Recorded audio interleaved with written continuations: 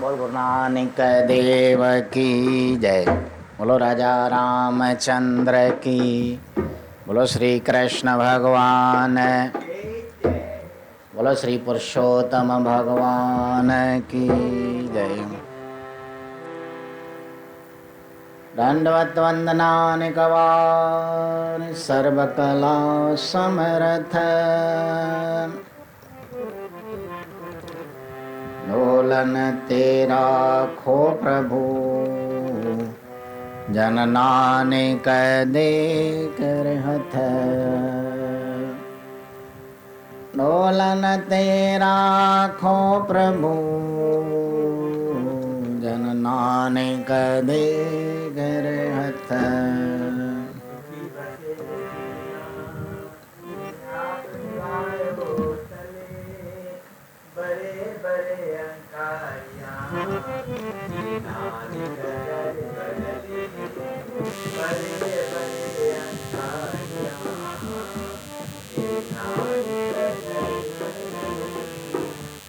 क्यों number one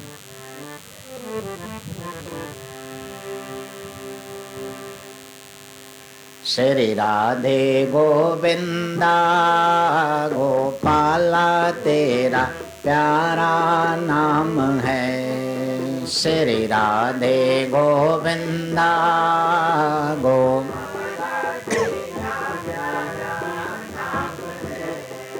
नंद लाला तेरा प्यारा नाम है। नंद लाला तेरा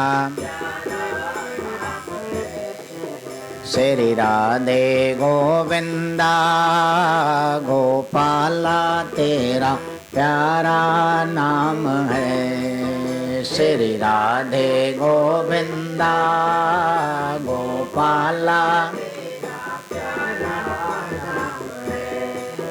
नंद लाला तेरा प्यारा नाम है। नंद लाला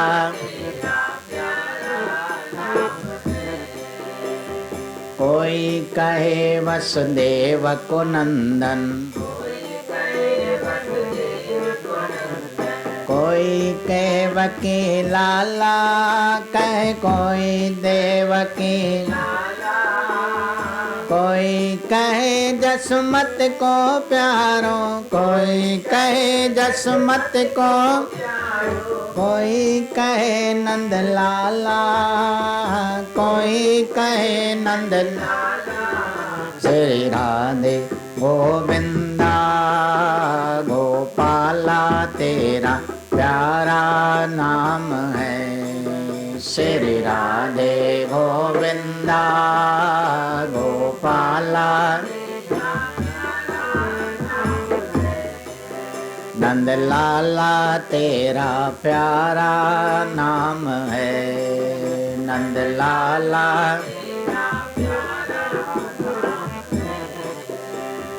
कोई कहे हैं ब्रज के वासी, कोई कहे मथुरा के निवासी, कोई कहे मथुरा के, कोई कहे गोकुल के वासी, कोई कहे गोकुल के, द्वारका का प्रतिपाला है, द्वारका का प्रतिपाला। श्री राधे गोविंदा गोपाला तेरा प्यारा नाम है। श्री राधे गोविंदा गोपाला तेरा प्यारा नाम है। नंद लाला तेरा प्यारा नाम है। नंद लाला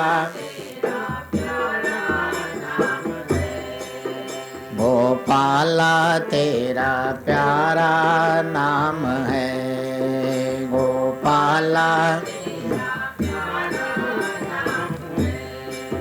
श्री राधे गोविंदा गोपाला तेरा प्यारा नाम है। श्री राधे गोविंदा गोपाला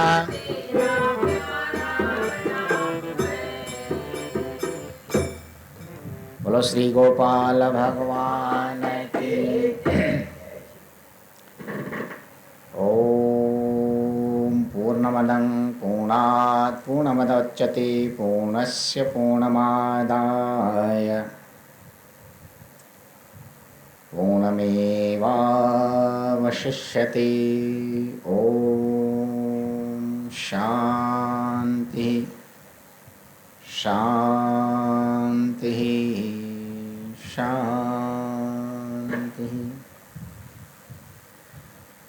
सरसात संगत सभी मिलकर बोलेंगे हरिओम। यह सायंकालीन समय है, भगवत नाम चिंतन सत्संग की बेला, जिसमें यह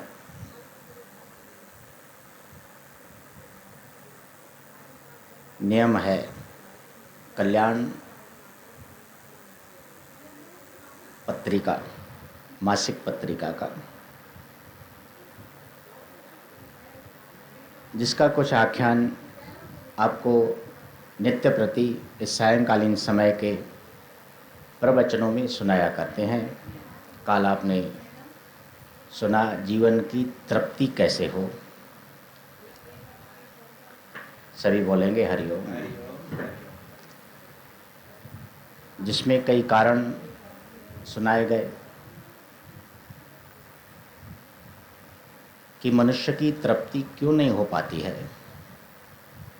एकमात्र परमात्मा को ध्याने से ही मनुष्य तृप्त हो सकता है। उसी के कुछ साधन भी बताए गए। आज का प्रवचन के रूप में राम कथा के श्रवण का उद्देश्य शीर्षक है। मानस मर्मज्ञ पंडित श्री राम किंकर जी उपाध्याय के लिखे हुए। उसके पहले एक प्रेरक प्रसंग है, दूसरों की तृप्ति में तृप्ति, छोटा सा प्रसंग है, सभी बोलेंगे हरिओम। कलकत्ते के सुप्रसिद्ध विद्वान तर्कभूषण बीमार पड़े थे। चिकित्सक ने उनकी परिचर्या करवाने वालों को आदेश दिया, रोगों को एक बूंद की जल नहीं देना चाहिए। रोगी को एक बूंद भी जल नहीं देना चाहिए। पानी देते ही उसकी दशा चिंताजनक हो जाएगी। श्री तर्कभूषण जी को बहुत तीव्र प्यास लगी थी। उन्होंने घर के लोगों से कहा, अब तक मैंने ग्रंथों में पढ़ा है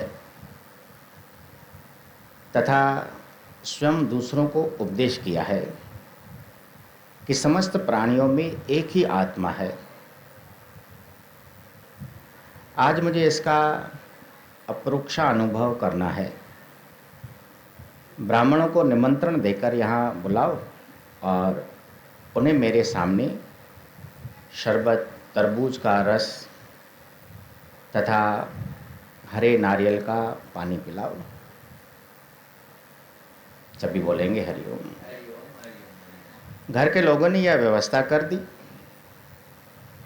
ब्राह्मण शरबत या नारियल का पानी पी रहे थे और तर्कभूषण जी अनुभव कर रहे थे, मैं पी रहा हूँ। सचमुच उनकी रोगजन्य तृषा इस अनुभव से शांत हो गई। इसी में यह प्रेरित है कि दूसरों की तृप्ति में अपनी तृप्ति माने। ऐसा रोग लग चुका था जिससे उसे पानी नहीं पीना था, द्रव्य पदार्थ नहीं पीना था, परंतु उन्होंने जब श्रद्धापूर्वक किसी प्यासे संत महात्मा या ब्राह्मण को बुलाकर उन्हें द्रव्य पिलाया, शरबत पिलाया, तो उनकी अनुभूति से उनकी तृप्ति होने लगी कि मैं ही तो पानी पी रहा हूँ।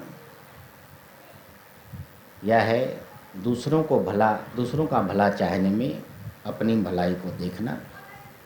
सभी बोलेंगे हरिओम।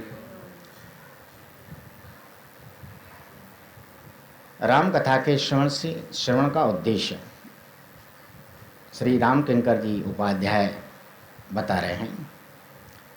राम कथा में अनेक गुण विद्यमान हैं, पर वस्तुतः राम कथा का उद्देश्य क्या है? वैसे तो मनोरंजन की दृष्टि से भी राम कथा कहीं और सुनी जाती है।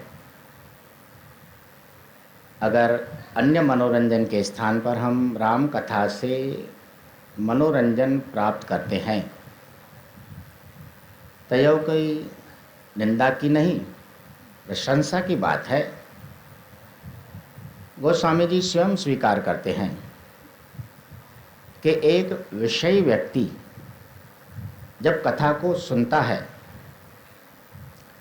तो उसके कानों को वह बड़ी प्रिय लगती है, उसके मन को सुख प्राप्त होता है। लेकिन राम कथा का उद्देश्य केवल मन तक ही सीमित नहीं है। उसे हम यूँ कह सकते हैं कि सुनने के मुख्य रूप से 3 माध्यम हैं: मन, बुद्धि और चित्त। हरिओम। फिर संसार में व्यक्ति भी 3 प्रकार के होते हैं: विषयी, साधक और सिद्ध। विषयी मुख्य रूप से मन के माध्यम से सुनता है, पर साधक केवल मन का ही प्रयोग नहीं करता, अपितु उसके साथ अपनी बुद्धि के माध्यम से राम कथा को ग्रहण करता है। और जो सिद्ध व्यक्ति है उसके लिए राम कथा केवल मन और बुद्धि का विषय नहीं है, वह तो चित्त से राम कथा के साथ एकाकार होकर, तन्मय होकर, तदाकार होकर साक्षात कथा का ही रूप बन जाता है। सभी बोलेंगे हरिओम। इस तरह कह सकते हैं कि राम कथा विषयी, साधक और सिद्ध के लिए क्रमशः उत्कृष्ट से उत्कृष्टतम रूप में सामने आती है। यदि राम कथा को केवल मनोरंजन के रूप में ग्रहण किया जाए तो व्यक्ति को उससे तत्काल आनंद की अनुभूति तो होगी, पर उसके जीवन में समस्याओं का समाधान नहीं होगा। जैसे ही कहा गया कि विषयी पुरुष राम कथा से आनंद लेता है, वह मन से सुनता है, क्योंकि आनंद मन में आता है। ऐसे ऐसे प्रसंग राम कथा में आते हैं जिससे मन को आनंद की अनुभूति होती है। तो विषयी पुरुष उस रसा अनुभूति, मन का आनंद लेने के लिए मन से सुना करता है। तो उसकी राम कथा सुनना सीमित हो जाती है, पर्याप्त है। सिर्फ वह मन के आनंद के, मन के सुख के लिए सुना करता है और कोई उसका लक्ष्य नहीं रहता है राम कथा सुनने का। एक प्रकार का वह मनोरंजन कह सकते हैं कि भगवान की कथा भी मनोरंजन के भाव से ही सुनी जा सकती है, जिसका अनुभूति का तत्काल उसे आनंद प्राप्त हो जाता है।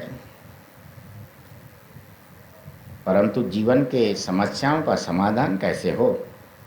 सभी बोलेंगे हरिओम। अब ऐसी क्षणिक आनंद की अनुभूति तो जितने मनोरंजन के साधक होते हैं उन सब में होती है, जैसे टीवी के सीरियल आदि।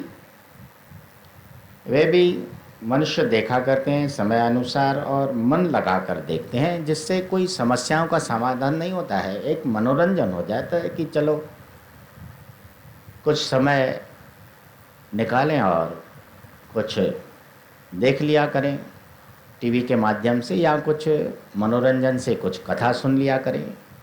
राम कथा सुनने का विषय के लिए वही आनंद है जो एक टीवी सुनने पर या टीवी के सीरियल देखने पर आनंद की अनुभूति होती है, समय बीत जाता है, मनोरंजन हो जाता है मन का। उतनी देर के लिए व्यक्ति अन्य बातों को भूलकर मनोरंजन में खो जाता है, पर उस मनोरंजन का वास्तविक लाभ तो तब है जब वहाँ से उठने के बाद भी व्यक्ति अस्वस्थता का अनुभव न कर अपने आप को स्वस्थ अनुभव करे। हरिओम। क्योंकि जब विषय राम कथा सुनने के बाद उठता है तो फिर उसका मन सांसारिक बातों में फिर लग जाता है। उस समय तक तो उसे आनंद आता ही है, फिर वह अस्वस्थ अपने आप को अनुभव करता है। जब तक बैठा है तब तक आनंद है, जब राम कथा समाप्त हुई फिर अपनी घर की तरफ मुड़ा तो उसका मन भी संसार की तरफ मुड़ जाता है। वही समस्याएं, वही चिंताएं। सभी बोलेंगे हरिओम।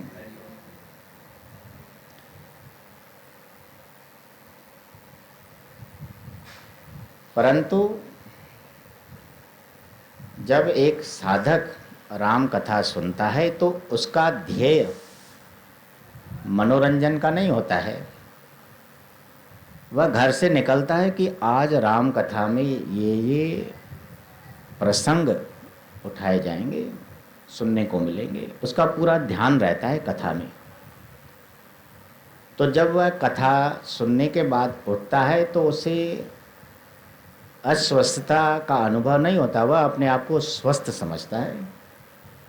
और भाव कैसा रहता है कि कल फिर आएंगे, राम कथा सुनेंगे और ऐसे ऐसे प्रसंग कल की कथा में सुनाए जाएंगे। अर्थात उसका पूरा ध्यान उस कथा में रहता है। तो वह साधक है और मन के अतिरिक्त वह बुद्धि भी उसमें लगा लेता है। वह विषय से राम कथा नहीं सुनता। सभी बोलेंगे हरिओम। विषय बनकर मन से नहीं सुनता, मन से सुनने के बाद उसमें बुद्धि भी लगाता है कि भगवान कैसे कैसे लीलाएं करते हैं। अपने विचार भी व्यक्त करता है कि ऐसे भगवान का हमें दर्शन करना चाहिए। तो वह दूसरा मुख्य रूप है मन और बुद्धि, और विषय के बाद आता है साधक। और तीसरा रूप है कथा सुनने का चित्त लगाना उसमें, जो कि एक सिद्ध पुरुष राम कथा के श्रवण से सिद्ध बन सकता है। सभी बोलेंगे हरिओम। वह मन भी लगाता है उसमें, बुद्धि भी लगाता है और उस कथा से अपने जीवन में उस कथा को सार्थक भी बनाता है, इसलिए वह सिद्ध कहलाता है। अब राम कथा श्रवण करने की विधि। हरिओम। श्रवण करते समय मनन और चिंतन नहीं कर सकते। यह ठीक है कि एक समय में हम अपने एक ही इंद्री का उपयोग कर सकते हैं, श्रवण का। उस समय चिंतन नहीं कर सकते किसी भी प्रकार का, इसलिए श्रवण एकाग्र होकर करना चाहिए। जब शांतिपूर्ण समय मिले तब श्रवण किए गए विचारों को पुनः स्मृति पटल पर लाकर मनन करना चाहिए। हरिओम। उसका सार तत्व अपनी डायरी में लिख लेना चाहिए। तत्पश्चात समय समय पर दोहराते रहना चाहिए और चिंतन के रूप में आचरण में उसे लाना चाहिए। सुनते समय कथा तो सिर्फ सुनी जा सकती है, लेकिन बाद में एकाग्रता के साथ उस सुनी हुई कथा में जो जो प्रसंग उठाए जाते हैं और जो प्रेरक बातें होती हैं उन पर विचार चिंतन बाद में किया जाता है। जैसे हमारे हृदय पटल पर, स्मृति पटल पर वे सब अंकित हो जाते हैं, उसका सार तत्व अपने आप हमें समझ में आ जाता है। जैसे कि लोग कहते हैं ना कि सत्संग तो सुन आए, कुछ समझ में नहीं आया। हरिओम। उसको समझने के लिए उस सुनी हुई बात का चिंतन करना चाहिए, मनन करना चाहिए। वह बाद में होता है। सुनते समय हम एक ही समय में दो कार्य नहीं कर सकते हैं। उस समय सिर्फ सुना जाता है, फिर सुनी हुई बातों को याद करके दोहराना, उसको मनन करना है, और वह एकाग्रता में, तब जाकर उससे हमें लाभ प्राप्त होता है। उदाहरण के रूप में गाय बैल जब घास खाना शुरू करते हैं तब जल्दी से खा लेते हैं। विश्राम के लिए, विश्राम के समय खाई हुई घास मुंह में लाकर एक रस बनाकर चबाकर खाते हैं। इस प्रक्रिया को जुगाली कहते हैं, जो कि गाय और भैंसों में यह प्रक्रिया चलती है। मनुष्य ऐसा नहीं कर सकता है, परंतु यह उदाहरण के तौर पर है कि वह एक समय खा लेते हैं, फिर आराम से बैठकर उसे बार बार चबा चबा कर उसे एक रस करते हैं। इस क्रिया को जुगाली कहा जाता है। और पाचन शक्ति उनकी बड़ी रहती है, अच्छी रहती है। पूरी तरह वह अपने खाद्य पदार्थों को, जैसे घास है, उसको पचा सकते हैं। साधक को भी यह प्रक्रिया सीख लेनी चाहिए। इस प्रकार से मनन और चिंतन ही मानव के कथा श्रवण संबंधी उच्च साधना में जीवन के लिए उचित हैं। अतः आज से ही श्रवण के रूप में जो कुछ ग्रहण किया है उसे मनन और चिंतन के रूप में चबाकर पचाने का संकल्प करना चाहिए, अर्थात आचरण में लाने का प्रयत्न करना चाहिए। तभी श्रवण की सार्थकता है। गोस्वामी जी कहते हैं, रामचरित मानस एह नामा, सुनत श्रवण पाय विश्रामा। हरिओम। यदि हम राम कथा सुनेंगे तो हमको विश्राम की प्राप्ति होगी। कितनी अच्छी बात है। विश्राम प्रदान करना मानस का परंपरागत सत्य है। मनुष्य कर्म करता है, कर्म करना मनुष्य के लिए आवश्यक है।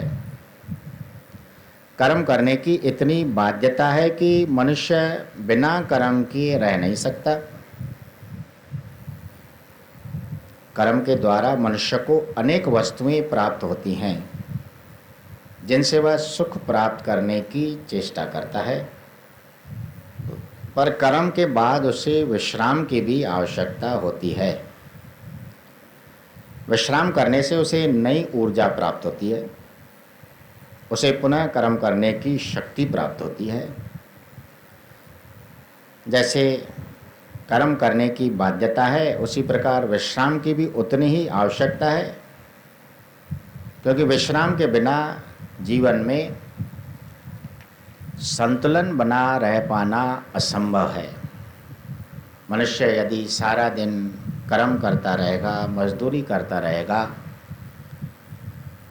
विश्राम नहीं कर पाएगा, तो उसका जीवन, उसका शरीर निर्बल हो जाएगा, जीवन असहाय हो जाएगा। यह असंभव बात है। सभी बोलेंगे हरिओम। हरिओम। इसलिए आपने देखा होगा कि जो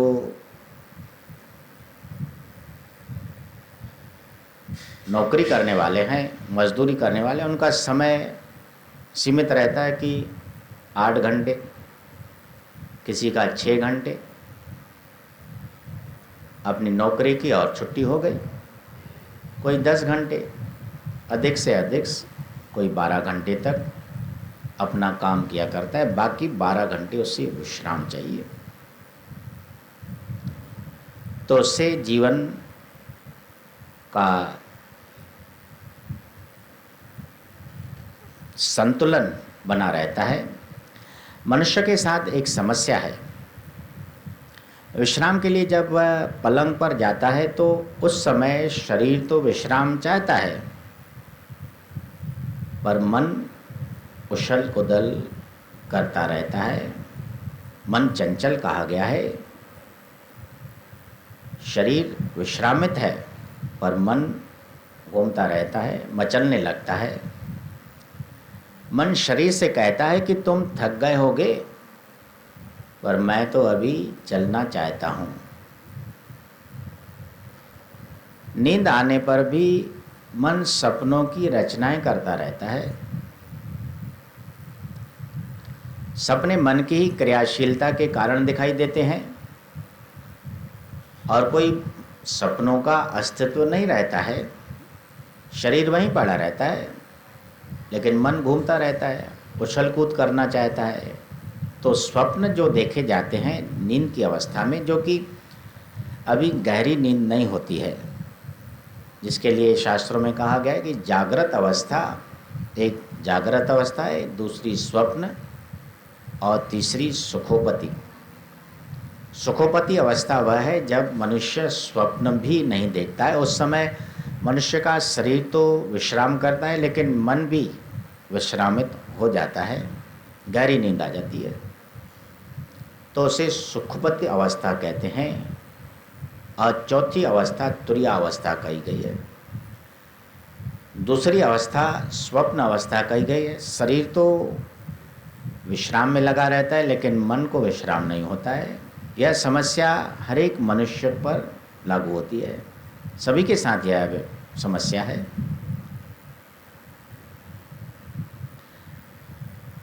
मन का यह स्वभाव भले ही हो, पर यह भी सत्य है कि जब तक मन में विश्राम उत्पन्न न हो तब तक जीवन में धन्यता नहीं आएगी। मन को विश्राम कैसे मिलेगा? सभी बोलेंगे हरिओम। गोस्वामी जी कहते हैं कि मानस से विश्राम ही नहीं, परम विश्राम मिलता है।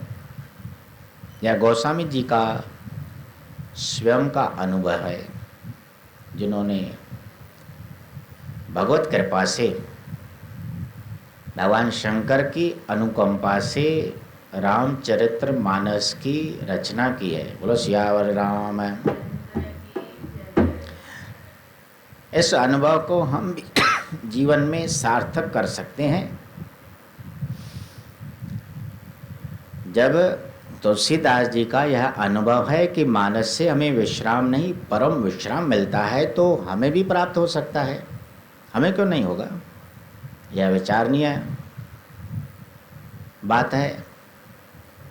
अपने जीवन में इस बात को हम सार्थक कर सकते हैं। रात्रि में सोने से पहले यदि हम आधा घंटा मानस का पाठ करके सोएं तो हमारे शरीर एवं मन को परम विश्राम मिलेगा। इस अनुभव की अनुभूति करें। जब बिस्तर पर सोने जाएं तो अपने तकिए पर अंगुली से राम शब्द लिख लें और ऐसी कल्पना करें कि हम अपना सिर भगवान राम की गोद में रखकर सो रहे हैं। बोलो सियावर राम। ये ऐसी बातें जब हम सत्संग में, राम कथा में सुनकर उनका अनुभव करने लगेंगे, तभी सचमुच हमें राम कथा सुनने का पूर्ण लाभ प्राप्त होगा। अनुभव मात्र करना है। उन सुनी ही बातों को बार बार दोहराते हुए, उनका चिंतन करते हुए, और ऐसा अनुभव होने लगेगा जिससे हम अपने आप को राम कथा सुनने के बाद अस्वस्थ का अनुभव नहीं करेंगे, स्वस्थ हो जाएंगे। हमारा मन स्वस्थ हो जाएगा और बुद्धि भी विचारशील हो जाएगी। सुंदरकांड में यही संदेश प्राप्त होता है। जब हनुमान जी सीता माता की खोज में जाते हैं तो इस यात्रा के प्रारंभ में ही उनके सामने सोने का पहाड़ आ जाता है। सोना बड़ा मूल्यवान होता है। व्यक्ति के मन में सोने के प्रति बड़ा आकर्षण होता है और वह उसे पाना चाहता है। कनक, सोने का नाम एक दूसरा है कनक। समुद्र में रहने वाला स्वर्ण पर्वत मैनाक हनुमान जी से कहता है कि पहले आप थोड़ा विश्राम कीजिए, तब आगे बढ़िएगा। पर हनुमान जी उससे कहते हैं कि राम काज कीने बिन मोहे कहाँ विश्राम। हरिओम। बिना श्री राम का कार्य किए कहीं विश्राम है क्या? भगवान ने जो काम मुझे सौंपा है उस काम में विलंब करूं और विश्राम कर लूं? ऐसा नहीं हो सकता है। इसका मानो संकेत यही है कि 10-20 किलो सोने की बात क्या, सोने का पहाड़ भी व्यक्ति को विश्राम नहीं दे सकता। केवल भगवान के कार्य के द्वारा ही विश्राम और शांति संभव है। जब पवन सुत हनुमान ने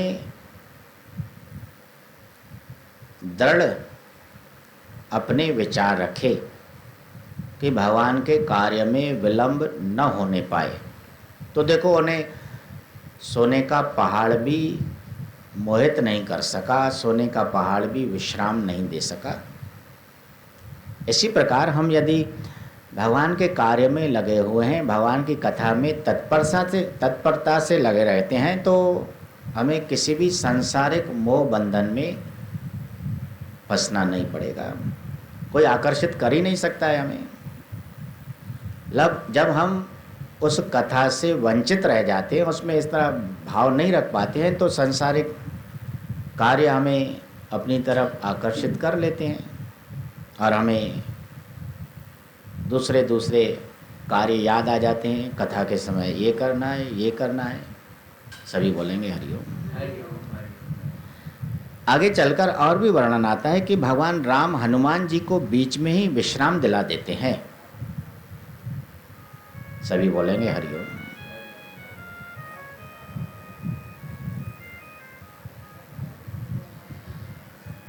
सीता जी के पास पहुंचने से पूर्व हनुमान जी का विभीषण जी से वार्तालाप होता है। हनुमान जी उन्हें भगवान राम की कथा सुनाते हैं, जिसे विभीषण आनंद पूर्वक सुनते हैं। इस कथा के सुनने कहने का फल क्या होता है, यह बताते हुए गोस्वामी जी कहते हैं, ऐ विद कहत राम गुण ग्रामा, पावा अनिर्वाच विश्रामा। हरिओम। हनुमान जी को विश्राम मिल गया और उनकी सारी थकान मिट गई। किस तरह? मेनाक पर्वत ने तो सोने का पर्वत जो था, सोना दिखाकर उसे विश्राम कराना चाहा, लेकिन भगवान के कार्य में तल्लीन होने के कारण हनुमान वहाँ विश्राम नहीं कर पाए। तो देखो, लंका में पहुँचने के बाद भगवान ने ऐसी लीला की कि उसका मिलन विभीषण से हो गया। राम भक्त है विभीषण, हनुमान भी राम भक्त हैं। बोलो पवन सुत हनुमान। अब जब भक्त भक्त से मिलेगा तो भगवान की चर्चा होगी। इसके लिए संतों ने कहा है कि ज्ञानी से ज्ञानी मिले, करे ज्ञान की बात, दुर्जन से दुर्जन मिले, दो घूंसे दो लात। हरिओम। अब जो ज्ञानी है उससे ज्ञानी मिल गया तो बड़ा आनंद आ जाता है, ज्ञान की चर्चा हो जाती है। अब विभीषण मिल गया, सबसे पहले हनुमान जी को लंका में विभीषण का दर्शन हो गया। उसकी कुटिया दिखाई दे गई, जहाँ उस कुटिया की चारों दीवारों पर राम राम लिखा हुआ था। अब ऐसी लंका में जहाँ राक्षस रहते हैं, सभी बोलेंगे हरिओम, वहाँ राम का नाम और राम भक्त यह कैसा सन्मय है। हनुमान जी समझ नहीं पा रहे थे कि यह कहीं राक्षसों की माया तो नहीं है मुझे भ्रमित करने के लिए।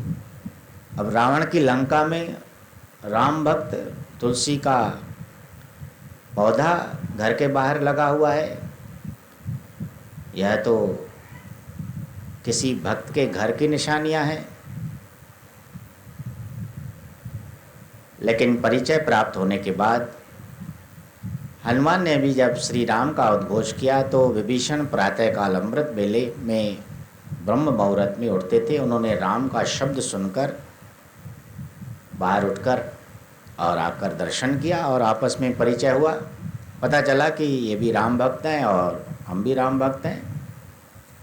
तो वहाँ राम कथा शुरू हो गई। हनुमान जी ने कथा सुनानी शुरू कर दी।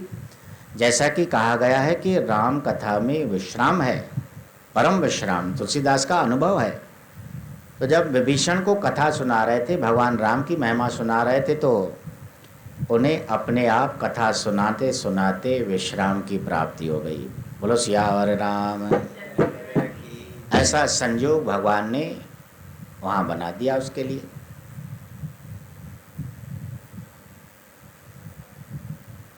और वह दंग था हनुमान जी, आश्चर्यचकित था कि यहाँ लंका में विभीषण जैसा भक्त, ये तो इस तरह है जैसे 32 दांतों के बीच में जिह्वा का रहना। 32 दांत हैं जो कि किसी को काट खाएं तो रक्त निकल आए, और उसके बीच में जिह्वा का स्थान। तो ये तो वैसा ही है कि सभी राक्षसों के बीच में इस तरह राम भक्त रह रहे हैं। तो ये भी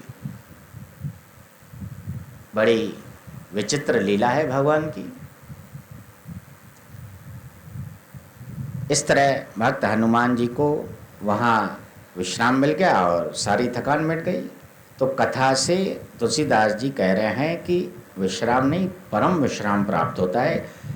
कोई सुने या कोई श्रवण करे, सुनने से भी और श्रवण करने से भी। इसका अर्थ है कि भगवान राम की कथा विश्राम देने वाली है। मानस का उद्देश्य यह बताना है कि हम जीवन में जो भी कार्य करते हैं, परिश्रम करते हैं, वे सब करते रहें, पर जब विश्राम एवं शांति पाना चाहते हैं तो राम कथा में डूब जाए। राम कथा से परम विश्राम एवं शांति की अनुभूति होती है, जिसका अनुभव मात्र साधक या सिद्ध पुरुष को ही प्राप्त हो सकता है, विषयी पुरुष को नहीं। क्योंकि विषयी पुरुष मात्र मनोरंजन के लिए मन से कथा सुनता है। जब कथा समाप्त हो जाती है तो उसका मनोरंजन समाप्त हो जाता है। इसलिए उस राम कथा का सुनने का लाभ हमें प्राप्त करना है, विश्राम की प्राप्ति करनी है, तो उसे मन से और बुद्धि से भी सुना करें, उसमें बुद्धि भी लगाएं और एकांतचित होकर हम उस राम कथा के प्रसंगों को बार बार दोहराते रहें। इसी के साथ यह आज का आख्यान समाप्त हुआ। बोलो सियावर राम। आगे कुछ 2 श्लोक दोहे हैं राम कथा की महिमा में। राम कथा सुरधेनु सम सेवत सब सुख दान, सत समाज सुरलोक सब को न सुनय अस जान।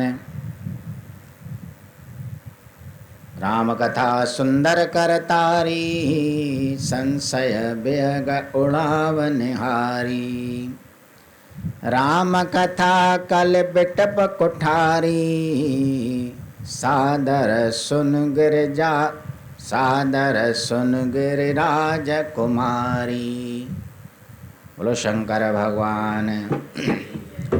जैसा कि राम कथा कहीं भी सुनाते समय पहले बताया जाता है कि यह कथा भगवान शंकर जी पार्वती जी को सुना रहे हैं, जिसे अमर कथा कहा गया है। और काकभुशुंडी गरुड़ जी को सुना रहे हैं और यावल्लभ महाराज भारद्वाज जी को, और तुलसी महाराज जी अपने रामचरित्र के माध्यम से सकल लोकहारिणी लोक कल्याणकारिणी कथा सभी संतों को सुना रहे हैं। तो भगवान शंकर पार्वती जी से कहते हैं, श्री रामचंद्र जी की कथा कामधेनु की समान सेवा करने से सब सुखों को देने वाली और सत्पुरुषों के समाज ही सब देवताओं के लोक हैं, ऐसा जानकर इसे कौन नहीं सुनेगा। श्री रामचंद्र जी की कथा हाथ की सुंदर ताली है जो संदेह रूपी पक्षियों को उड़ा देती है। जैसे पक्षियों को खेत से उड़ाने के लिए किसान तालियां बजाया करते हैं, बस शब्द को, ताली के शब्द को सुनकर उनकी फसल को नुकसान पहुंचाने वाले वे पक्षी, जल जंतु और पशु पक्षी सब भाग जाएं, तो तालियां बजाई करती हैं। तो इसका दृष्टांत इस राम कथा से दिया जा रहा है कि राम कथा भी ऐसी है, ताली है, हाथ की सुंदर ताली है जो कि बार बार सुनने से अपने मन के संशयों के जो पक्षी रहें वो उड़ जाते हैं। मन के समस्त संशय मनुष्य के दूर हो जाते हैं राम कथा सुनने से। फिर राम कथा कलयुग रूपी वृक्ष को काटने के लिए तो कुल्हाड़ी की तरह है। भगवान कहते हैं कि हे गिरिराज कुमारी, तुम इसे आदर पूर्वक सुनो, जिससे तुम्हारे मन का संदेह भी दूर हो जाए। राम कथा का यह सुलभ और सुंदर लाभ हम चाहें तो प्राप्त कर सकते हैं इस उदाहरण के तहत। बोलो सियावर राम। कल का प्रसंग आपको सुनाया जाएगा साधकों के प्रति, जिसका शीर्षक है निष्कामता से लाभ और सकामता से हानि। ब्रह्मलीन श्रद्धेय श्री स्वामी श्री राम सुखदास जी के वचनों के द्वारा। बोल गुरु नानक, बोलो राजा रामचंद्र की, बोलो श्री कृष्ण भगवान।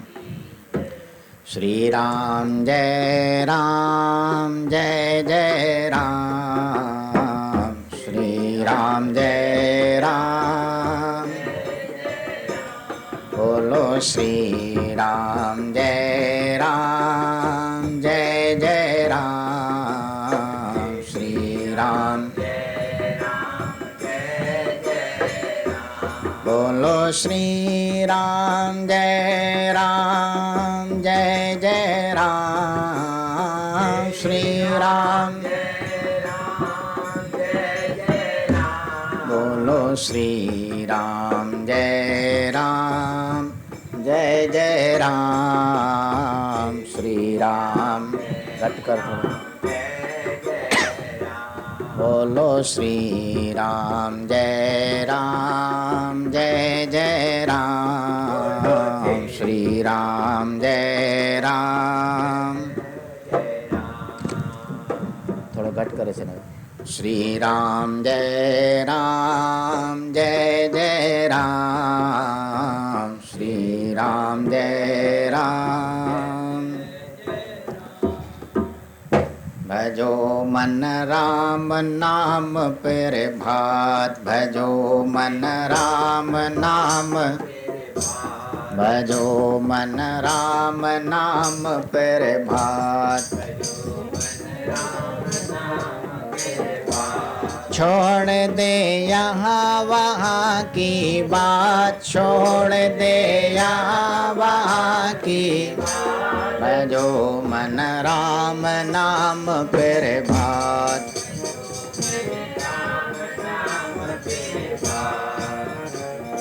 राम नाम का जिसको सहारा,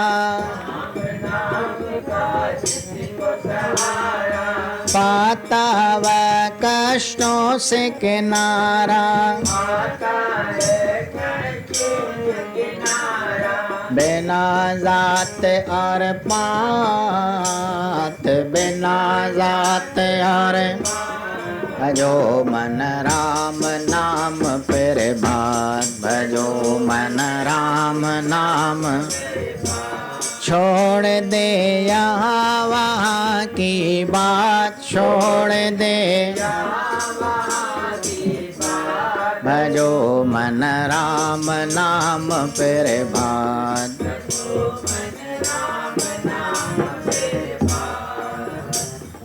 राम नाम है सब सुख देता, राम नाम है सब सुख, श्रद्धा से जो शरण है लेता,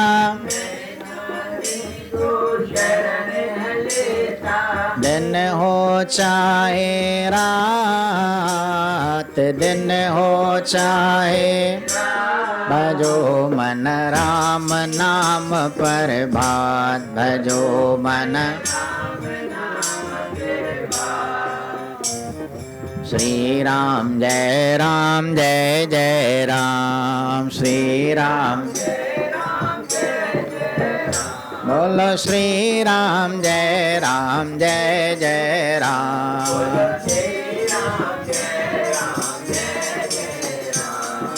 श्री राम जय राम जय जय राम, श्री राम बोलो श्री राम जय जय राम, बोलो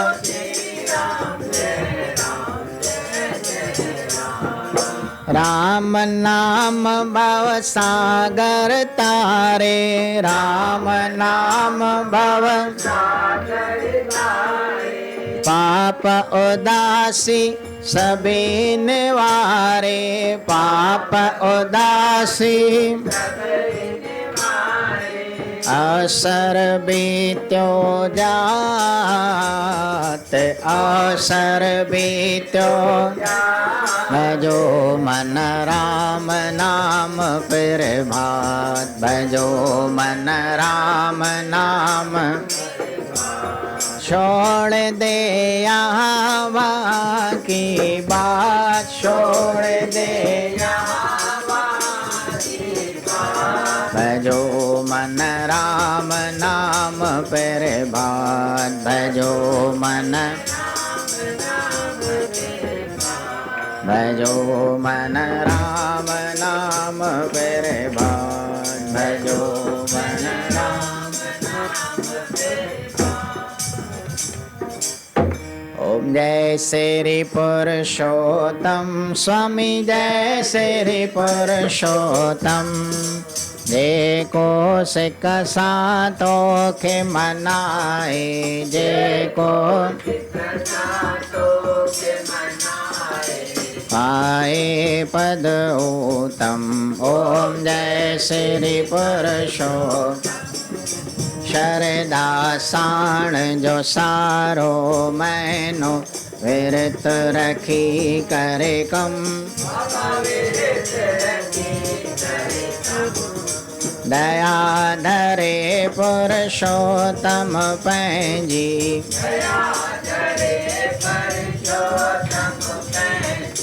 दूर करे सब गम।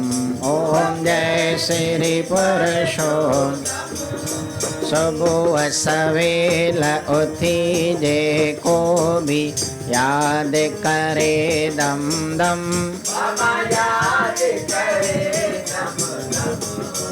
उन घर लक्ष्मी पाण अचे थी, उन घर लक्ष्मी रोज करे शम शम।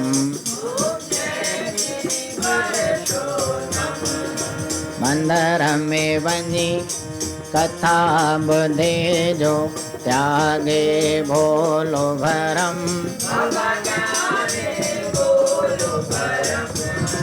उन जे मथा पुरुषोत्तम वरखे, उन जे मथा महर मया रिम जिम। ओम जय पुरी भगति करे जो पुरुषोत्तम जी, पाए सुख दायम। जन्म मरण सब मेटे उन जो,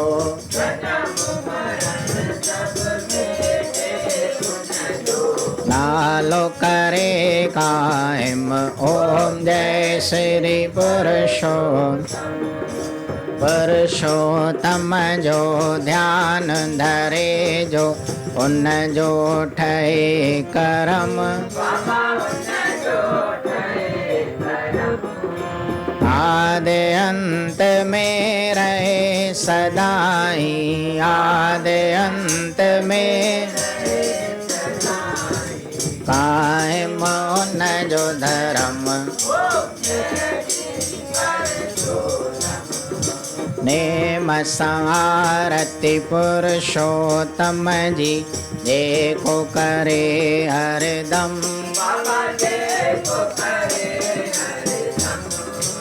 उन जो दासी सफलो थींदो,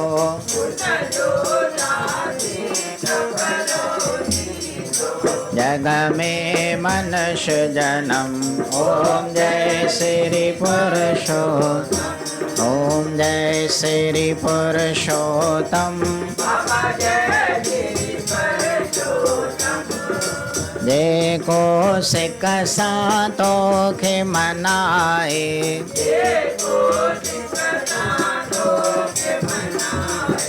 पाए पद उत्तम ओम जय श्री पुरुषोत्तम, ओम जय श्री चंद बाबा स्वामी जय श्री चंद, ऋषि मुनि सब देव मुनि सुर नर मुनि जन सेवत, सुर नर मुनि जन संतन के साहिबा,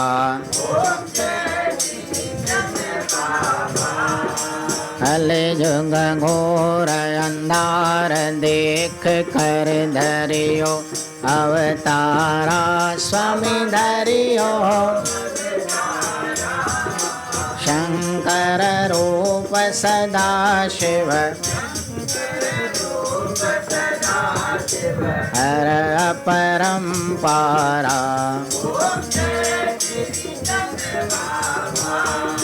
योगींद्र अवधूत सदा तुम बालक ब्रह्मचारी,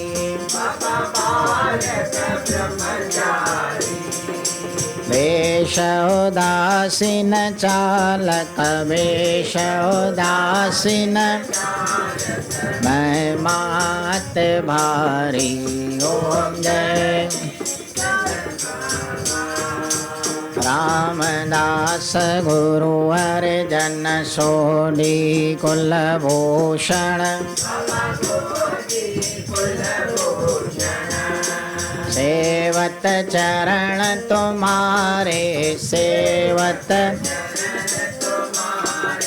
मिट गए सब दूषण ओम जय श्री चंद्र, रिद्धि सिद्धि के मालिक भक्तन के दाता,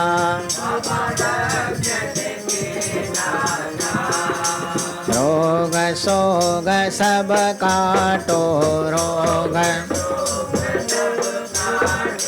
शरणी जो आता,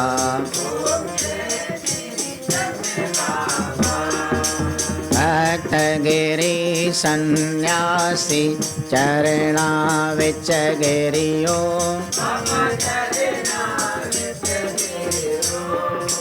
काट दियो भव बंधन काट दियो भव, शेष अपना करियो,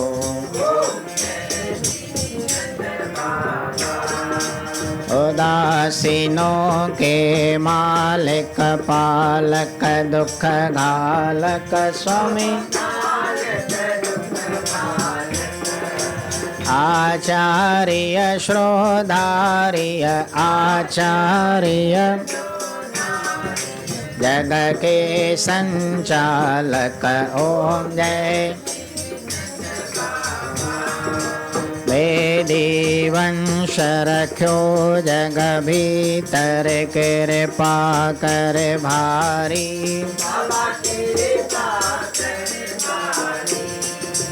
धर्मचंद उपदेशो धर्मचंद्र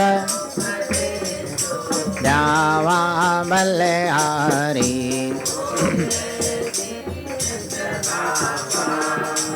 और वर्ण तन भस्म कान में सहजे मुंदरा।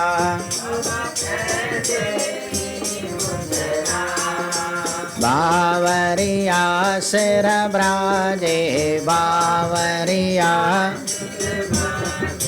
पिछे कर जग उधरा। ओम जय श्री चंद्र पद्मासन को बांध योग को लियो पारो।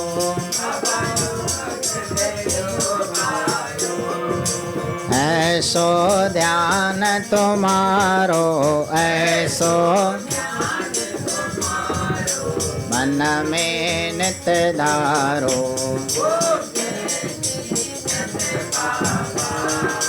जो जनन सदन आरती बाबे की साजे। गुरु श्री चंद्र की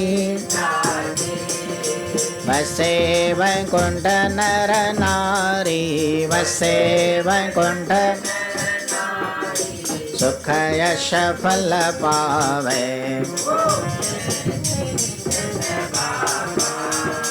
राम नारायण आरती बाबे की साजी।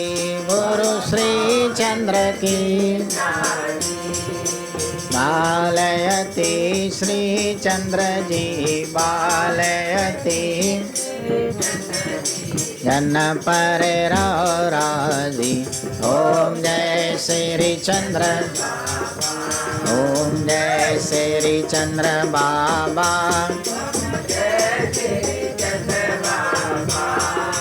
सुर नर मुनि जन सेवत सुर नर मुनि जन इनके दाता। ओम जय श्री चंद्र ओम जय श्री चंद्र बाबा। ओम जय गोपाल तेरा आरता दयाल तेरा आरता। जो जन तुम्हारी भगत करन के तिनके का सवारता।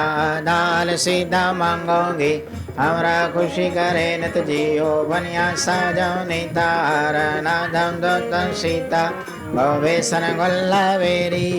साजन त्रिसंगेरी बाबा घर की अंचंगी। जय धनिया लेवे मंगी गोपाल तेरा आरता। ओ दयाल बाबा संगन की धन कंठन की धन फूलन की धन खाबड़ खावे। आरती गोट करे पर सुंदर पे खबर अंदर ते बल। दान दे पद पद सन बालम कुंडम मस्तकुला ओद कुलाल देव देवन के कुल मंगल गावे। ओद कुलाल देव कुली मिल देवन। जय श्री चंद्र परताप के देवन बड़ो परताप। दीन लोक जय जय करे बाबा। दोहरा सगल को साज के भरो तुम्हारो द्वार। पाएंगे की राज से गोविंद दास। पाएंगे की राज गोविंद दास।